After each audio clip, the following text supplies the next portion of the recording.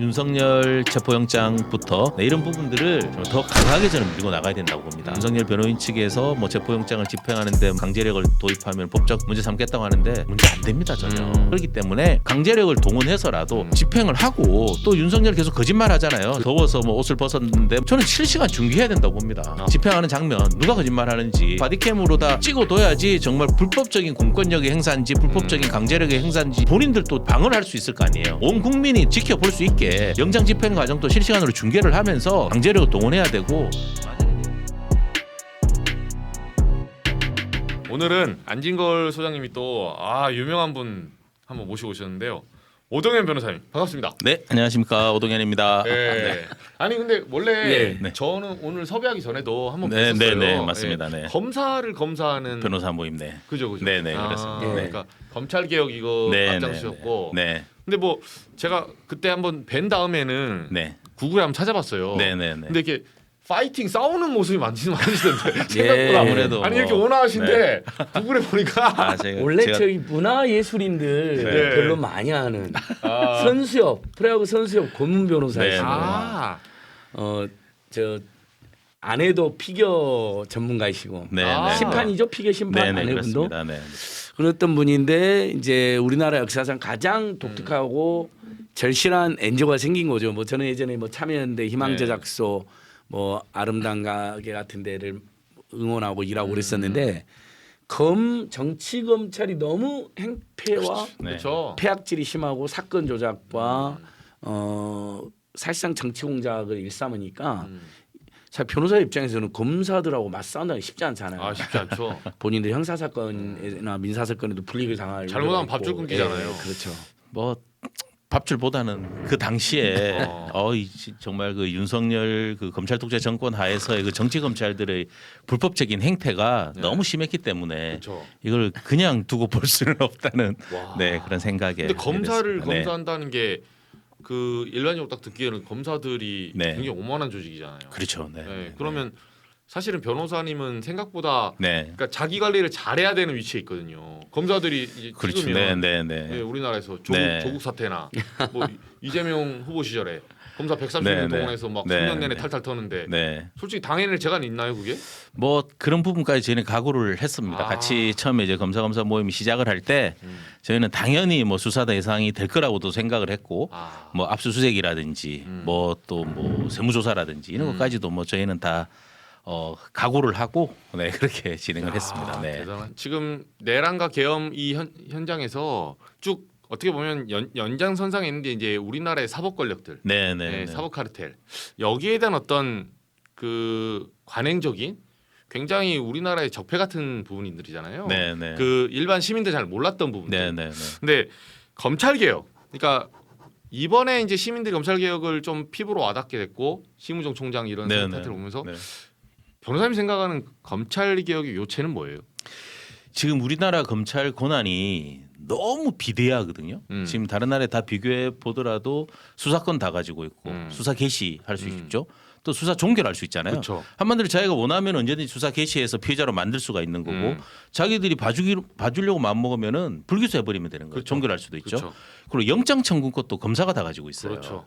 그런 아무리 경찰이 신청해봤자 그렇죠. 싫어. 경찰이 신청해도 검사가 일단은 그거를 봐서 법원에 청구를 해야 되는데 경찰이 신청해도 검찰에서 그냥 자기 봐주기 수사해버리면은 영장 청구 안 해버리면 끝나거든요. 그렇기 때문에 우리나라 검찰이 너무나 무소불위의 권력을 가지고 있다 보니까 너무 비대해지는 거예요, 정말로. 권한이 한쪽으로 치우치다 보면은 그 권한이 적절하게 통제를 해야 되는데 통제도 안 되는 거잖아요. 검사도 일반적인 공무원인데도 불구하고 공무원들의 징계와 다르게 헌재 탄핵이 아니면은 하면 할 수도 없고. 그러니까 모든 특혜를 검찰이 다 누리고 있다 보니까 거기에 대한 적절한 통제 수단이 없고 제대로 된 통제는 못 하고 그러다 보니 검찰이 자기들 원하는 대로 다 해왔던 거죠.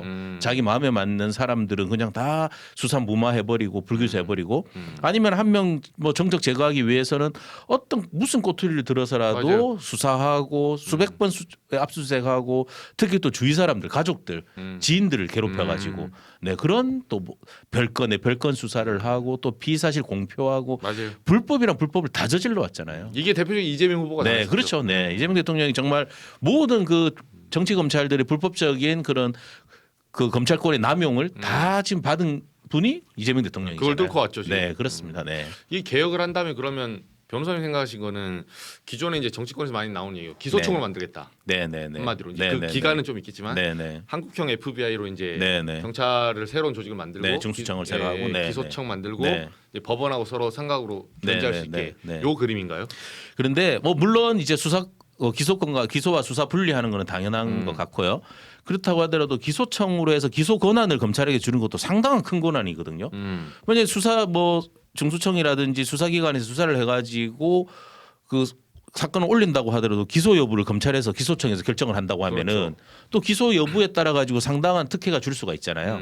그래서 뭐 기소와 수사를 분리하고 기소청으로서 그 권한을 축소한다고 하더라도 그 기소 여부를 결정하는 것도 검찰에서 하는 게 아니라 뭐 시민 뭐 기소위원회라든지 심의위원회 이런 걸 통해 가지고 좀 하는 그런 제안까지도 저는 다 해야 된다고 그래 봅니다. 네. 근데 네.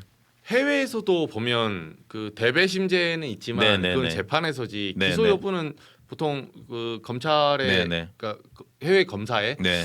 그 고유 권한 아닌가요? 아닙니다. 그 해외에서도 네.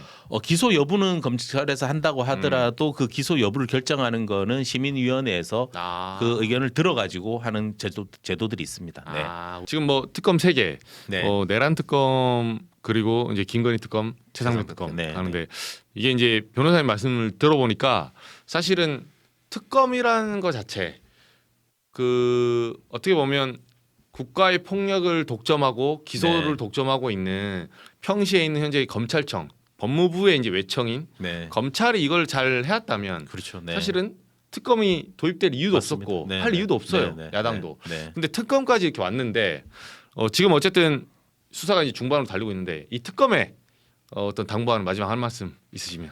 저는 지금까지는 특검이 정말 신속하고 발빠르게 잘 지금 진행하고 있다고 보거든요. 그렇지만 지금 딱 윤석열 체포영장부터 또 김건희 소환에서 좀 막히고 있잖아요. 네, 이런 부분들을 정말 더 강하게 저는 밀고 나가야 된다고 봅니다. 뭐 윤석열 측에서 윤석열 변호인 측에서 뭐 체포영장을 집행하는데 뭐 강제력을 도입하면 법적 절차를 뭐 네. 법적으로 문제 삼겠다고 하는데 법적으로 문제 삼아도 문제 안 됩니다 전혀. 당연히 우리 뭐 형사소송법상 구치소 교도소에 수감되어 있는 피의자에 대한 그 영장 집행은 검사의 지휘에 의해 가지고 교도관이 하게 되어 있습니다.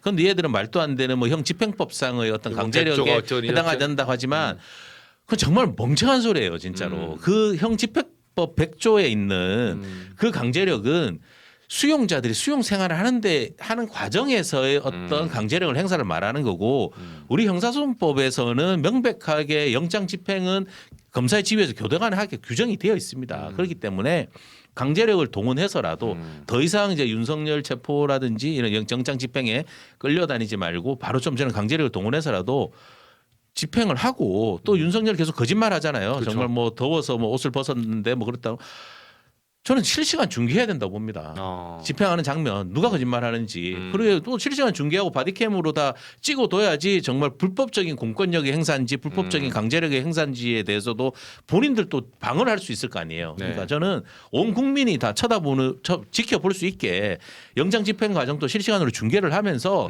강제력을 동원해야 되고 만약에 내일 김건희가 정말 출석하지 않는다. 그럼 김건희에 대해서도 바로 영장 집행을 해서 저는 이제 좀 더 강하게 밀고 나. 모든 국민들이 지금 응원하고 있거든요. 네, 그렇기 때문에 많은 국민들이 뒤에서 응원하고 힘이 되어주고 있기 때문에 저는 이제 더 이제 윤석열 김건희에 끌려가지 말고 더 강하게 지금 하던 것처럼만 더 강하게 하면은 더 정말 더 진실은 더 드러나지 않을까 네, 그런 생각이 듭니다. 네. 법과 평등이 사실 그렇습니다. 네. 이렇게 네. 지금보다 더 중요한 순간 없는 것 같아요. 윤석열이 검찰하고 검찰총장 하면서 체포영장 집행하고 강제력 동원할 때 뭐 물불 사정 봐주면서 했습니까? 그렇지 않잖아요. 그렇죠. 그냥 네 그렇게 했는데 지금 본인은 오히려 정말 조폭보다 못한 짓들을 하고 있는 거잖아요.